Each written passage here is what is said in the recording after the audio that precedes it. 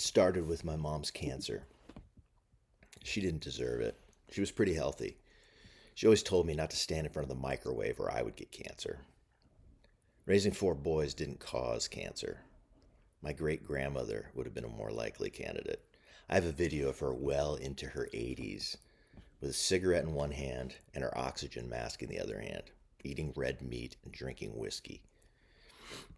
It wasn't just clean living and moral goodness that should have made my mom immune to cancer. She had faith. She had the kind of faith that Jesus says can move mountains.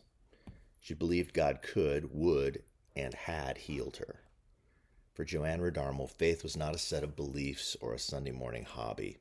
This woman really believed every word of the Bible. If it said, ask and you shall receive, she believed it. If it said, by his stripes we are healed, she claimed it. If it said, in Christ we are a new creation, she settled it in her mind and wouldn't allow doubters and negative people to hang around her. I used to believe like that. When I was in high school, my newfound faith was simple. If the Bible said it, I just believed it. If Jesus said, you can do these things I'm doing and even greater things, I believed it.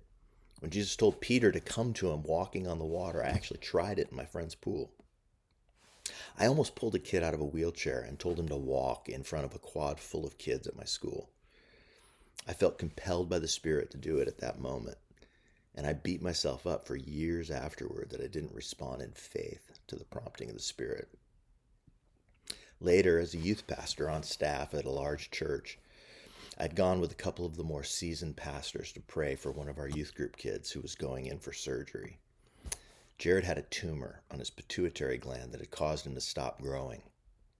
As we gathered around his bed just before the surgery to remove the tumor, the older, wiser pastors prayed that God would guide the doctor's hands and comfort the family and give Jared courage. I felt holy indignation at their faithless prayers. Just our presence there at the hospital would give them courage and comfort. Why not pray that God would take away the tumor? So I did. I prayed boldly that the doctors would find no tumor and that God would be glorified by the miracle. When they went in, the tumor was gone. They couldn't explain it, but I could. God had healed him. If we have faith and don't wuss out with these self-fulfilling prayers, God will act.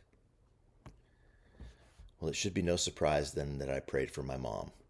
I prayed for her with deep assurance and faith that God would heal her. She prayed too. She called for the elders of the church, actually of several churches since she was so well connected in the community, to come and pray for her and anoint her with oil. She had a dream where Jesus whispered in her ear, "You are completely healed." She believed that it was from God. She wasted down to 85 pounds, still believing that God had healed her and never entertaining a moment's doubt. And then she died.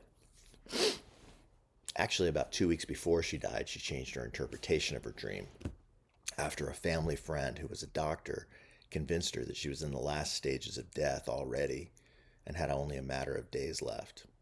He had seen it plenty of times before, and though he was a believer, he believed that she was about to die.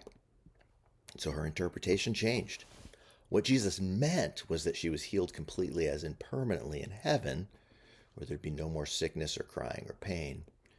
God wanted her completely well in heaven, not temporarily well on earth. She got to graduate early into eternity. Lucky gal. She took the opportunity of those last 2 weeks to say goodbye to everyone and to have great closure. She spoke about heaven and looked forward to going there with the same confidence she had displayed before about being healed. She called friends she hadn't seen in years to tell them to trust Jesus, whom she would be seeing soon because she wanted them to be in heaven with her someday. Cancer sucks, but at least it gives you the opportunity to say goodbye. It's much better than getting a call in the middle of the night about a car accident. We got to have some good closure. Everyone said goodbye and asked forgiveness for all the stuff we put our mom through. We ended things well. We had an around-the-clock vigil just waiting for her to die, and when we finally left, she did too. We got the call to come back to the house. We sat around her dead body and thanked God she was in heaven. It was beautiful, actually. But it opened up some questions for me. If she was as confident about being healed as she was about going to heaven, what if she was wrong about heaven too? If God doesn't heal in response to believing prayer, and if he doesn't mind putting those he loves through incredible suffering, how am I supposed to make sense of God and his ways? What's the use of praying for healing if God gets to interpret it in his own way and to heal someone by killing them? By the way, who caused that cancer? If God could have prevented it and he didn't, then isn't he responsible? All these questions and the emotional turmoil of losing my mother sent me into a spiral of depression where I watched X-Files marathons around the clock and then decided to plant a church.